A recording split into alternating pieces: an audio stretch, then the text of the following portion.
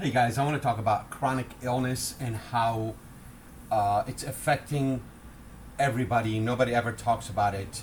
And I'm going to play a little bit of Joe Rogan Experience podcast, just a small clip. One of the guests that he had on there was explaining how he had to testify in front of Senate. And he wanted to explain to them how bad chronic illness is killing more people than all the wars that we had combined. I want you guys to listen. Let me know what you think. Here we go. Chronic illness is really a dangerous thing that nobody talks about. Joe Rogan Podcast, check it out. The Joe Rogan Experience. Train by day, Joe Rogan Podcast by night. All day. All day. So tell me what it's like to testify in front of the Senate. What is that like? Man, it was pretty wild. It all transpired so fast. I got a call from Callie Means. We've become pretty good buddies. I know you're having him and his sister Casey on the podcast.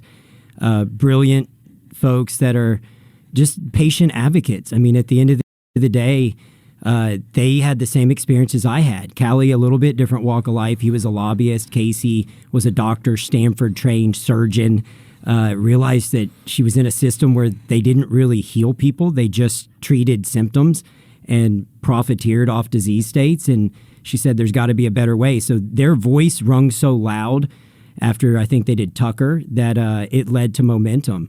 And then because of you having me on the podcast, that's how I met RFK. And so Bobby's team had reached out to me maybe about a year and a half ago to come up to Dallas while he was doing a campaign there and sit down with him. And he was just asking 100 questions about what's going on and what did you see on the pharmaceutical side and what did you see owning pharmacies and billing insurance companies.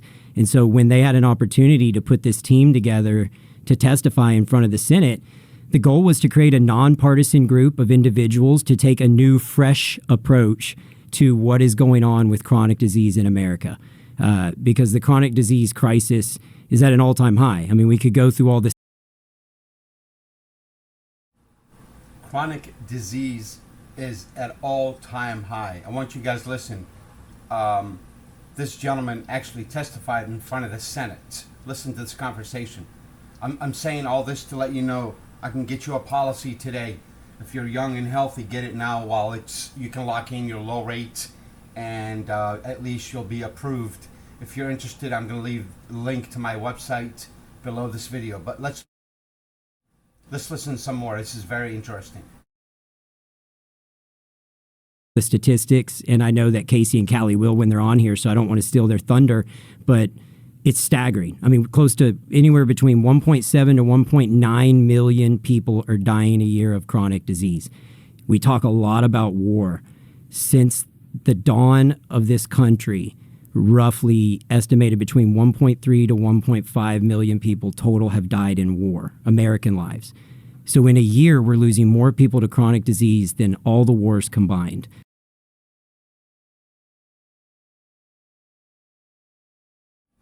This is a very powerful point. I hope you guys just listen.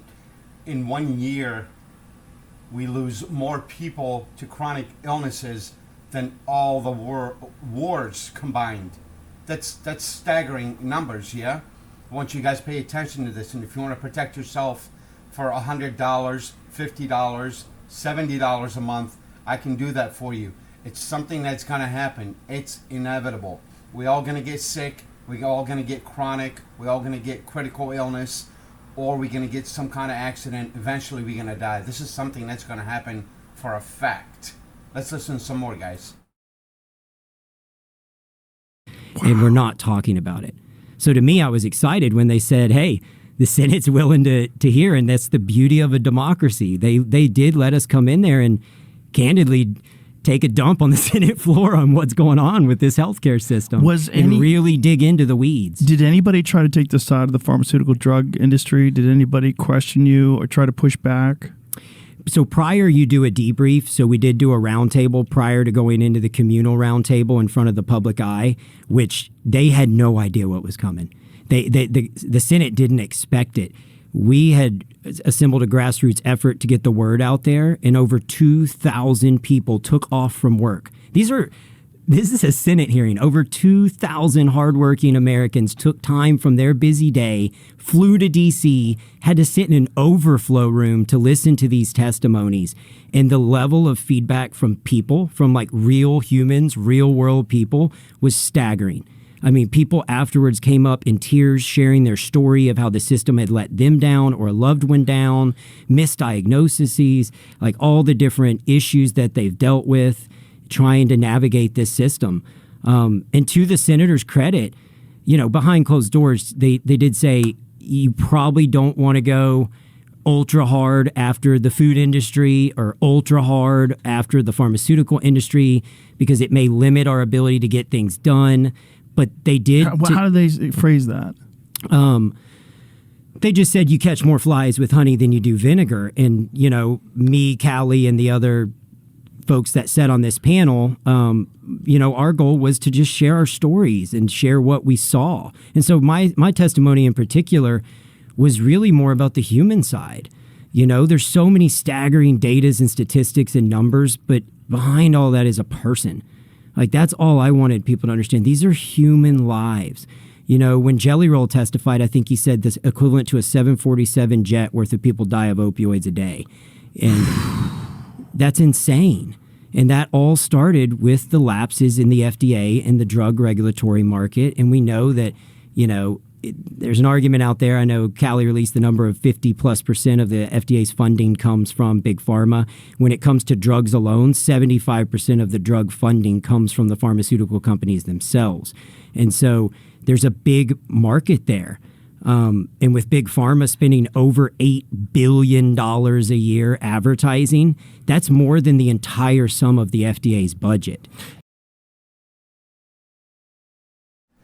Big Pharma is advertising their advertising budget, or actually they're spending $8 billion every year just to run ads. Can you imagine? We all know how crazy the side effects. You go in to cure a knee pain, and the medicine says this may cause suicidal thoughts.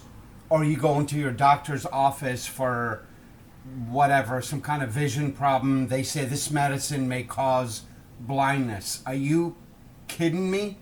Are you kidding me? The side effect is worse than what you're trying to cure. That's why these big pharma are pumping out, they're spending $8 billion in ads every year. I want you guys to really pay attention to this. This is very scary stuff. $8 billion a year just in advertisement. Imagine how much they're making so that they can afford $8 billion just in advertising. Yeah. Joe just made a really, really good point. Joe Rogan just asked his guest, if they're spending $8 billion in advertising, can you imagine how much they're making? They're making trillions, probably 10x, 20x, 100x. $8 billion in ads. I want you guys to really, these numbers are pretty scary, you know. Be careful with the pharmaceutical companies and the side effects. Let's listen to some more. Remember, guys, if you want to start a policy with me today while you're young and healthy, please click on the link that I have on the screen. I'm going to have it up in a minute. And also, if you want to just call me on the number or text One Life to 330-577-3496. Let's listen to Joe. It's insane. And those ads but what are I saw wild. is, the truth is, my hope is that people listen and the American people fight.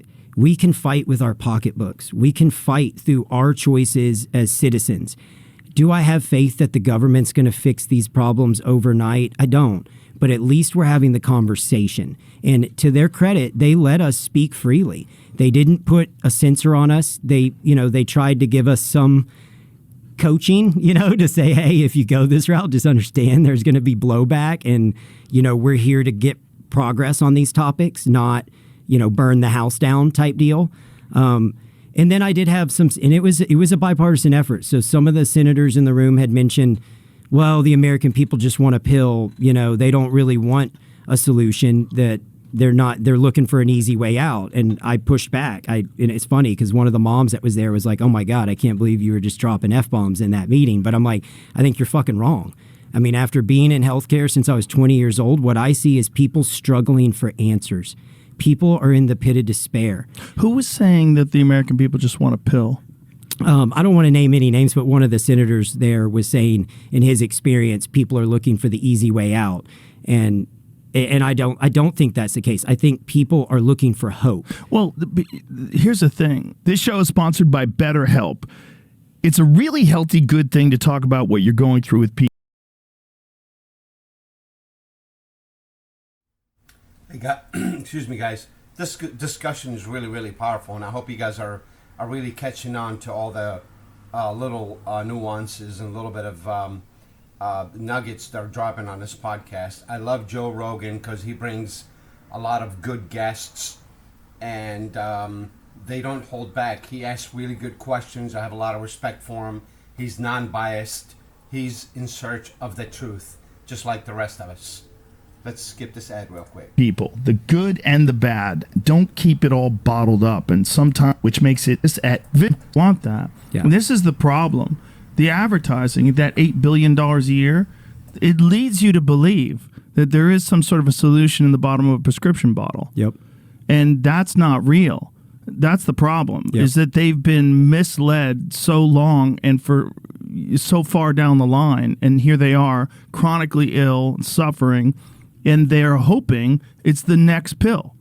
And that was our hope, was to break down from the start of how do we process these foods? How do we grow, harvest, and what do we do with our soil? What do we do with our pesticides? How do we bring these products to market? A lot of the pesticides that they used and the food that we eat is actually not allowed in Canada and Europe, just because the type of chemicals that we use, it's very harmful for our body, and it creates major illnesses. That's how we get our chronic illnesses. Let me bring this sheet of paper over here. I want you guys to read this. I'll put this together real quick. I'm going to have this read out to us, okay, and I'm going to comment on it. It's very, very short. It's going to take a minute to read, not even a minute, 30 seconds. One key difference is that the chronic illness rider doesn't require long-term care underwriting.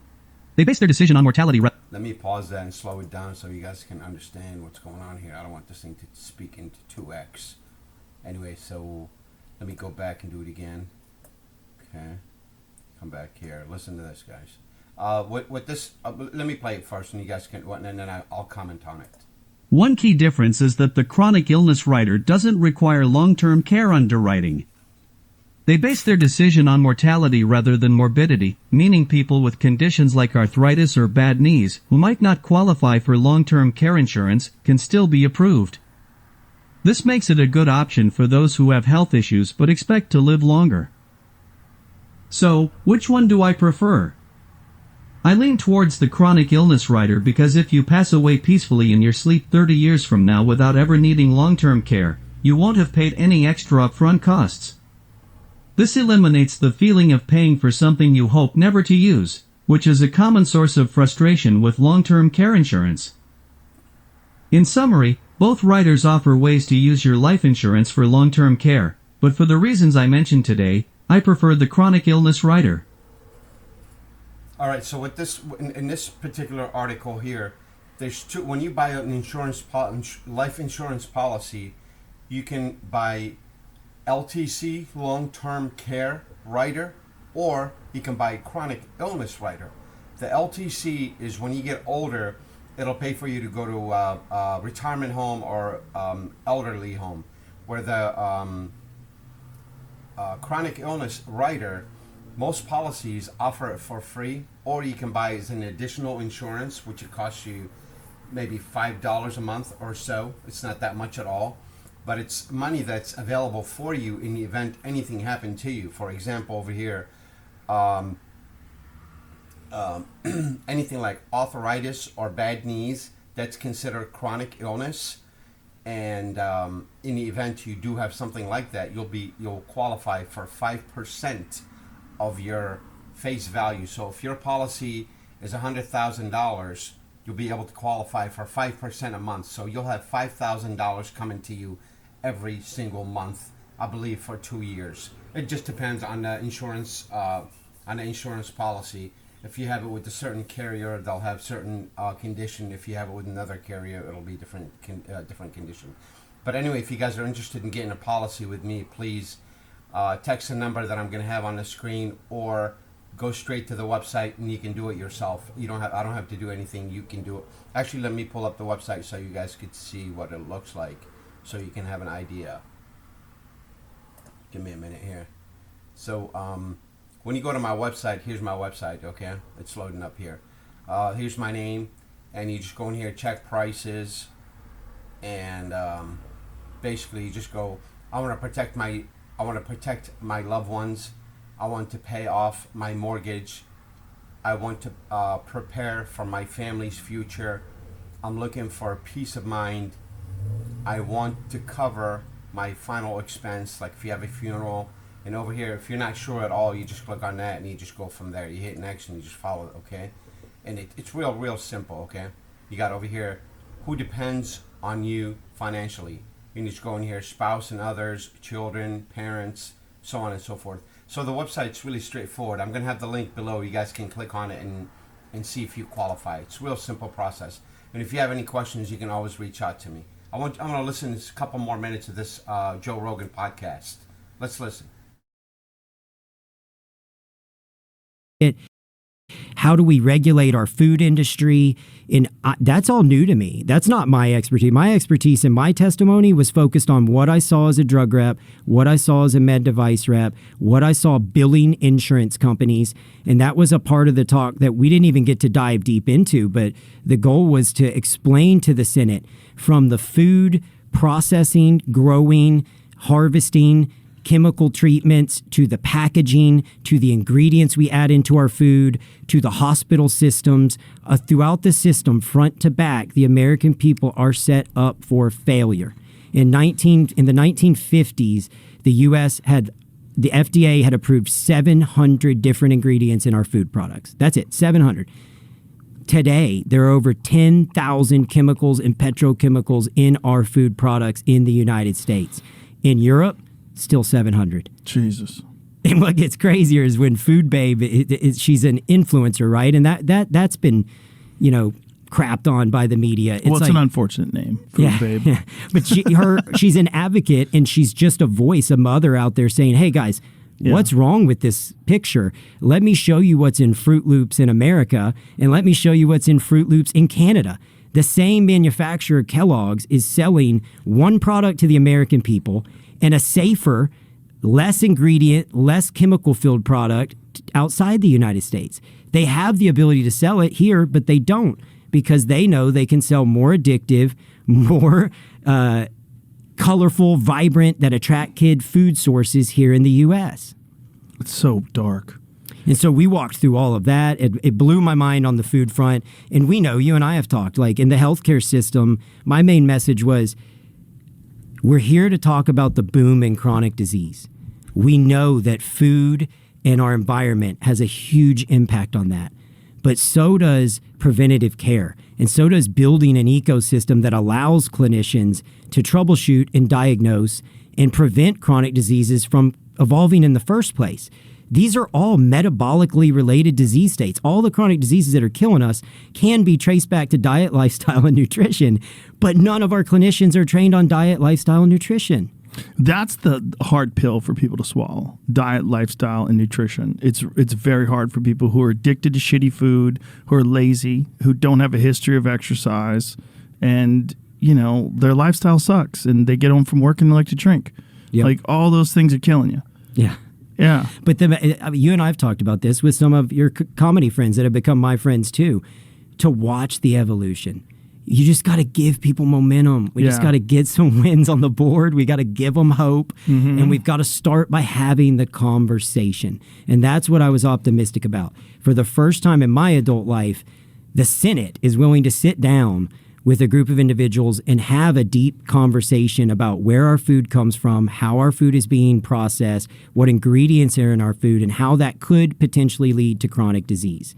And it got labeled by some of the, I would say, hatchet job media outlets that have come out, and we can dive into that. Somebody called it the woo-woo. Yeah, I saw that. Yeah. Let's dive into. First of all, fuck you, whoever wrote that, because there's nothing woo-woo about anything you guys were saying. Yeah. That's what's really crazy. Yeah. To say that toxic chemicals that are illegal in other countries but are legal in the United States, and there's a reason why they're illegal. You could find all the different things that they do to the body, all the different damage they cause. To say that that's woo-woo is so crazy. Like, what did they list as an example of woo-woo? What's hard is they went immediately at, like, these are all entrepreneurs that have something to sell you. And I can tell you, sitting in the room with those people, all of us were scared. All of us were scared. It's scary. I'm not going to make money off of this. If anything, I could lose money. I have businesses that are under the FDA's guidelines, are under the FDA's oversights. I don't want to upset the apple cart, but I also want to tell the truth. And I wanted to share what I saw, and that was my message was, I'm not here to represent the left or the right. I'm here to represent humanity. This is not a Republican issue. This is not a Democrat issue. This is a humanity issue. These are people's lives. But it's just stunning that people are willing to whore themselves out to write a hit piece on someone trying to help human beings find healthier choices and realize the root cause of all the diseases that we're facing. The woo-woo article, she alludes to how we Hey guys, I'm going to stop this right here, but I do want to say something. Like Joe said, it seems like only the good guys get attacked. Just like Trump, he's trying to make America again. Everybody's going after him.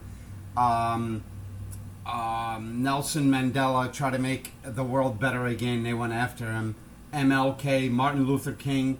It seems like only the good people are the people that get attacked. So let's all unite together and try to live a healthier, better life. And I wish you guys the best luck. Exercise, eat healthy, and you need to be self-aware of what you're putting in your body. If you guys want a life policy to protect you guys, when it comes to life insurance, it's very simple. Don't complicate it. If you die, your family get the money. If you get sick while you're alive, it's called life insurance. You get 90%. So if you have a $100,000 policy and you get chronic illness or critical illness, you'll have 90% of your money available for you while you're alive. It's called life insurance, not death insurance. If you're unable to go to work and provide that paycheck anymore, that life insurance will kick in and you're going to get that tax-free money. Nothing else provide that. Nothing. Not a 401k, not an IRA, nothing else provide that. Even banks, when you go put your money in the bank, the banks actually buy life insurance policies with it. Okay, so please contact me. Let me get you protected today while you're young and healthy. And at least when your time is up and you're cashing out, you're ready to die, you know your spouse is protected. You know your children are protected. They don't have to sell the house. They don't have to downsize to a smaller place. Your children don't have to change their lifestyle. If you can get all that fixed for $100 to $200, why not do it?